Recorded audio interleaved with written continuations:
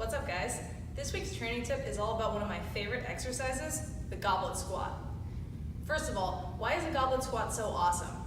The goblet squat requires only a single piece of equipment, either a kettlebell or a dumbbell, which I'm going to show you later. This means that you can perform a goblet squat at just about any gym that has any kind of equipment. No need for barbells or fancy machines.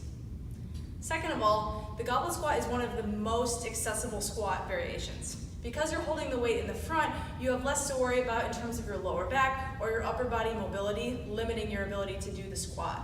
The goblet squat is usually the first loaded squat variation that I'll do with clients, but it's also an exercise that you can load very heavy, and it can be really challenging if you push yourself to the limit. So there's a ton of flexibility and a ton of different ways that you can use this exercise in your training, no matter what your goals or your experience level. I'm going to show you two different ways to load the goblet squat. We're going to start with a kettlebell, and then in a minute I'm going to show you a dumbbell. So if you're lucky enough to have kettlebells at your gym, you can definitely use them for goblet squats. The way you're going to get the kettlebell in position is you're going to stand on top of the kettlebell, you're going to reach your hips back behind you, bend your knees, grab the weight, and then you're going to explode the hips up and catch to the top in a clean. If that's a little too confusing for you, I'll show you a method with the dumbbell that doesn't require a clean. I want to keep my armpits squeezed. Imagine you've got $100 bills trapped in there that you don't want to drop. Shoulders should be down away from your ears, and you want to think about breaking the handle of the kettlebell in half. All of this is going to create upper body tension and turn your abs on. From here, we'll just do a standard squat. So you want to think about sitting back and down, spreading the floor, and then driving back to tall and tight. Notice that I keep the kettlebell close to my chest. I don't hold it out in front of me, and I don't let my elbows get like this. Both of those are going to exhaust your arms and potentially cause some discomfort in your shoulders. Not everyone has kettlebells at their gym, but fortunately you can still perform goblet squats using a single dumbbell. The biggest difference between a dumbbell goblet squat and a kettlebell goblet squat is the position of the weight. Every dumbbell should have a top part and a bottom part. You should be able to cup your hands under the top part. The weights at my gym are kind of wide, but even if your weights are small, you should still be able to get into the same position. Now, I'm able to support the dumbbell against my chest in the same way I did with the kettlebell. My armpits are squeezed against my sides, my shoulders are down. Instead of thinking about breaking the handle, I'm going to think about pushing it together and trying to smush it between my hands.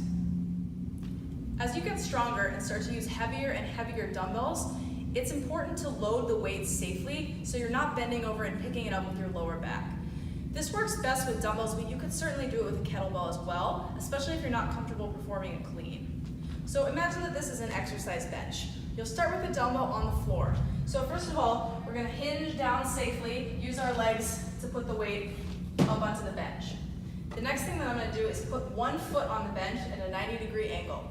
Now I'm going to hinge again, making sure not to round my back, but using my hips just to hoist the weight up to my leg. This is the farthest distance that you'll have to pick up the weight like this. From here, you can just lean forward slightly and then get into your standing position.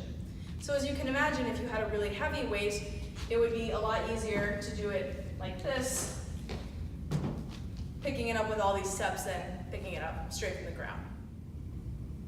As I mentioned in my intro, goblet squats are incredibly versatile. If you're looking for ways to add these to your program, here are a few ideas.